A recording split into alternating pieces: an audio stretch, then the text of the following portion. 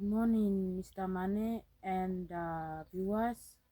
Me and my friends are going to present on the topic 12, lack of professionalism and ethics. I'm going to introduce my group members. I, Cameron Mote. Cameron will introduce the topic, and I will also outline the topic. The second speaker, Angela, is going to describe the lack of professionalism and ethics. The third speaker, Angela, is going to talk about the causes of the lack of professionalism and ethics. The fourth speaker, Ham, is going to talk about the effects caused by the lack of professionalism and ethics. And our last speaker, Travis, is going to suggest ways to address this issue, lack of professionalism and ethics, and he will also do the recommendation. All right, back to our presentation. Our topic is lack of professionalism and ethics. Our purpose of why we choose this topic. We choose this topic because in PNG, lack of professionalism and ethics often leads to unfair treatment where personal connection or small bribes matters more than rules and merits. By presenting this topic, we want to encourage small but honest changes in daily work habits to rebuild trust and fairness to our communities. Okay, to the outline of our presentation, we will describe the lack of professionalism and ethics. We already know what professionalism and ethics are, but as we go through, we will describe the lack of professionalism and ethics so that you will understand what it means. The second one, we will describe identify the possible causes of the lack of professionalism and ethics. We will find the possible causes that cause the lack of professionalism and ethics. The third point, we will find the effects of the lack of professionalism and ethics. The effect that the lack of professionalism and ethics cause in the schools in PNG. And we will also suggest ways to address the lack of professionalism and ethics. And we will go through the recommendation. I will be describing lack of professional and ethical behaviors in PNG schools. I have 3 points here. There are many, but I will be emphasizing on only 3. And those 3 points are poor teaching, teachers' absenteeism, and misappropriate of funds. Okay, the first one, poor teaching. Most of the teachers around the country do not have the courage to control the number of students in the crowded room when it comes to teaching and learning, because they don't want to teach, and because the classroom is crowded, they just distribute the handout and giving them assignments and exercises to do it without even explaining what they are going to do. Not all students are very bright. Some may be slow learners and some may not understand the sentence structure and needed explanation. Also, the tone of voice and explanation is very important in the learning environment. Most students want clear explanation to fully understand the lesson topic. No proper explanation can lead to misunderstanding in the classroom, and students can also lose concentration and even leave school. The teachers cannot blame the students, but blame him or herself. Another contributing factors towards poor teaching is the teacher do not reflect their teaching by asking certain questions to help them improve after teaching. Doing a reflection will help teachers improve their teaching. That's the first point of lack of professional and ethical behavior in PNG classroom. The second one is teachers absenteeism. Teachers absenteeism is also one of the unprofessional and unethical behaviors in the classroom. Students rely heavily on teachers to learn new topic, and understand new topic in the classroom. Prolonged absenteeism may create gap in learning. Students might repeat the grades to cover the topics they have left. That's the second point of lack of professional and ethical behaviors in PNG classroom. The third one is misappropriate of funds. Most of the principals and their deputies in remote schools are misusing the TFF, especially the first quota, the second and the third quota. They are spending it on their personal uses instead of prioritizing it by spending it in schools, while the teachers and the ancillary staffs as well as the students are suffering on the other hand.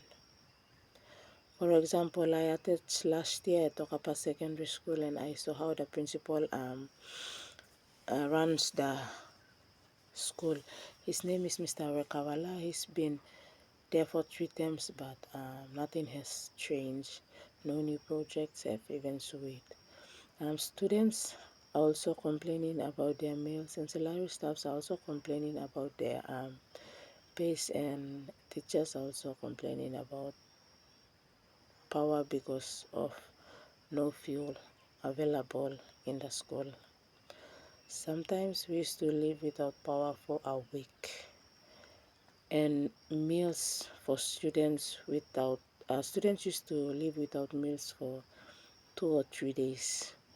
This is one example of misappropriate of funds in PNG schools. That's the third point of lack of professional and ethical behaviors in PNG classrooms. These are main These are three main points of professional and ethical behaviors in most of the remote schools in Papua New Guinea. With that, thank you very much. That's all from me. Teachers are not just responsible for delivering lessons, facilitating student and assessing academic process. They go beyond by providing parental care, they manage classroom and they model positive values. However, there is still lack of professionalism and ethics in schools in Papua New Guinea.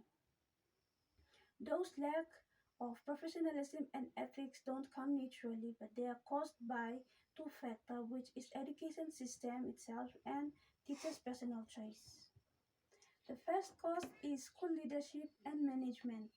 For example, if the head teacher does not supervise staff or he uses one talk system to promote another teacher, it can make other teachers feel unfair, and this can lead to teachers not following rules and they misbehave. The second cause is poor working condition. It includes factors like poor no teacher's house, no teaching material, and overcrowding of students. For example, a teacher who lives off the campus is assigned to take a class of 60 plus students. And with the lack of teaching resources, it will make the teacher get burned out and give up on making a proper lesson plan. The third cause is training and support gap. Some teachers they need more training because some of them graduated from teachers college without strong ethics. They behave in an unethical way and still think that this is the right way. If a senior teacher also if a senior teacher and school management didn't provide good support to teachers or junior teachers, it will cause them to behave in an unethical and unprofessional way. The fourth cause is pressures from surrounding community, and it includes demand from one talks. For example, you you as a teacher were told to pass a student or provide answers to exam paper, which is unethical according to ETE. Another factor is compensation claim from the surrounding community, where locals start school over a land dispute where it makes teachers feel unsafe and lose commitment. And finally, personal factor, such as social problem teachers face at home or when teachers feel low or affected by the treatment from other colleagues, school, and surrounding community. Low accountability is also one of the reasons why teachers behave in an unprofessional way. Example, if a teacher misbehave and nobody report him to the head teacher or the head teacher, this misbehave will still continue. So these are the five factors or the five causes causing unprofessionalism and unethical behavior in schools around Papua New Guinea. Here I'm going to talk about the effects of lack of professionalism and ethics. There are four causes of lack of professionalism. The root cause of unethical behavior are often complex, stemming from both systematic issues and individual circumstances. Okay, number one, causes of lack of professionalism is weak accountability mechanisms. In many remote areas, monitoring and supervision by provincial education boards. Without regular inspections, professional standards can slip without consequences. Okay, number two is economic pressures. Low or delay salaries often force educators to seek alternative income streams, leading to absenteeisms or the ghosting of classrooms in other activities. Okay, number three is political interference. Appointments and promotions are often sometimes influenced by one-talk systems rather than merit, which undermines the authority of the Teaching Services Commission and demoralize qualified staff. Okay, and number four is lack of ongoing training.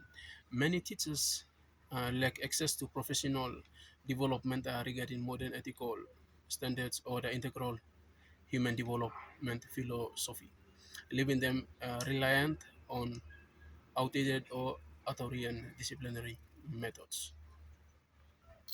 Okay, there are four effects on the education systems. When professionalism breaks down, the primary victims are the students and the future of the nation's human capital. Okay, number one is effects is erosions of learning outcomes. Unprofessional behavior, particularly chronic absenteeism, leads to incomplete, incomplete coverage of standard-based education curriculum. Students graduate without the foundational literacy and numeracy skills required for higher education or the workforce. Okay, number two is normalization of corruption. Schools are meant to be moral compass of the society. When students witness teachers engaging in one-talk system or the misappropriation of school school subsidies, they begin to view unethical behavior as a standard path to success. Number three is safety and well-being issues. A lack of ethical boundaries can lead to more severe violence, such as number one is corporal punishment. Despite being banned, it is still used in some areas, creating a culture of fear rather than a love for learning. Okay, gender-based issues.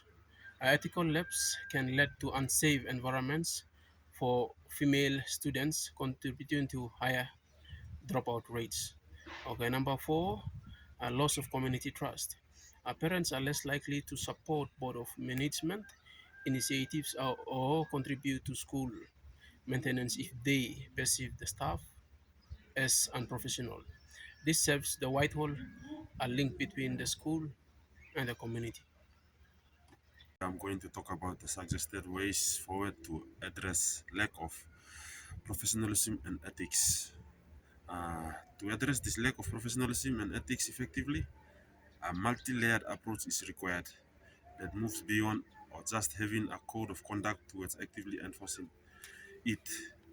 In the context of the Public Office Ethics Act 2003, the goal is to bridge the gap between the legislative intent and daily classroom reality. Here we suggest some way forward. We suggest five way forwards. First one is strengthening the institutional governance. Uh, uh, Accountability starts with structured that oversees professional behavior, which we listed two are independent oversight bodies and digital monitoring system. Independent oversight bodies are established to empower regional ethics committees that operate independently of school administration to investigate grievances. This prevents internal shielding where colleagues protect one another from repercussions. Digital monitoring system. This system is implemented biometrical or mobile-based attendance track for staffs in regions. Ghosting teachers or chronic absenteeism is a primary ethical breach. Technology can provide the objective data needed for enforcement. The second suggestion is practical ethics training case based on case studies. Traditional lectures on ethics are often too abstract. Two studies are scenario-based learning and induction or and mentorship. Scenario-based learning is train-based focus on gray area such as handling school fees, negative tribal or local pressure or one-talk system, and professional boundaries. Induction and mentorship is new teachers should pair with the ethic mentors, veterans, educators, and unblemished record to model professionalism behavior during the critical first 2 years of service. Teachers are mentoring and induction are to monitor teachers.